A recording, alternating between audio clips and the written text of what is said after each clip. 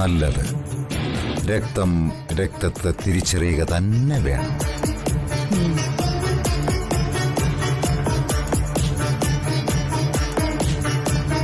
രാഖിയുടെ സഹോദരൻ രാജീവിന്റെ മോള് രാഖിക്ക് പ്രിയപ്പെട്ടത് തന്നെ ആയിരിക്കണം. മാത്രമല്ല, തനിക്കൊന്നും മിണ്ടിയും പറഞ്ഞൊക്കെ ഇരിക്കാൻ അവിടെ വേറെ ആരുള്ളത്? രാഖിക്കൊരു കുട്ടിയില്ലല്ലോ. ഉണ്ടോ? ഇല്ല. ഇവിടെ ഞാനടക്കം എല്ലാവർക്കും ദിയ ഒരു ഒഴിയാ ബാധയാണ്. വന്ദനയ്ക്ക് ദിയ പ്രിയപ്പെട്ടവളായിരുന്നു എപ്പോ? അവളുടെ കല്യാണത്തിന് മുന്നേ.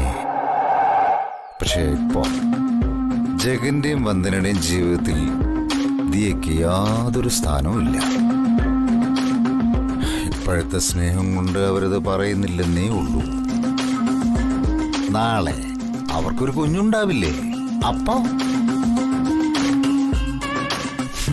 മാധവൻ നായർക്കും ഭാര്യയ്ക്കും വയസ്സായി. ഇനി എത്ര നാളും നോക്കും അവർ ഈ കുഞ്ഞിനെ?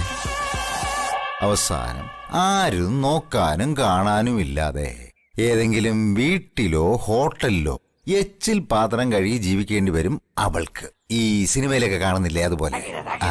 നോ, അവളെ ഞാൻ കൊണ്ടുപോകും നിയമത്തിന്റെ ബലത്തിൽ. മനസ്സിലായില്ല. വന്ദന കുഞ്ഞിനെ കൊണ്ടുപോകാൻ ഒപ്പിട്ട് തന്ന ചില പേപ്പേഴ്സ് ഇല്ലേ, അത് വെച്ച് ഞാൻ കളിക്കും.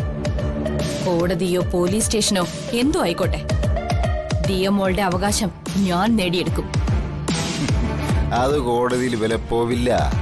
ഞാൻ അറിഞ്ഞിടത്തോളം അത് നിങ്ങൾ തമ്മിലൊരു എഗ്രിമെന്റ് മാത്രമാണ്. രാഖിയും സാഗറും അത് വിശ്വസിച്ചിരിക്കരുത്.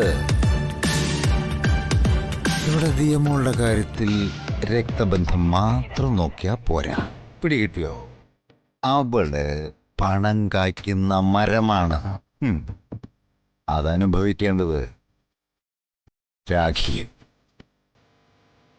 അറിയാലോ, പണം അതാണ് എല്ലാം. പവർ, പദവി, അധികാരം എല്ലാം. രാഖി മുന്നോട്ട് നീക്കോ, നിന്റെ ഒപ്പം ഞാനുണ്ടാവും. എന്തിനും ഏത് രീതിയിലും. പണമെങ്കിൽ പണം, ആൾബലമാണെങ്കിൽ അങ്ങനെ. ചിന്തിക്ക്. ദിയയെ സ്വന്തമാക്കാനുള്ള വഴികളെ കുറിച്ച് ആലോചിക്കുക.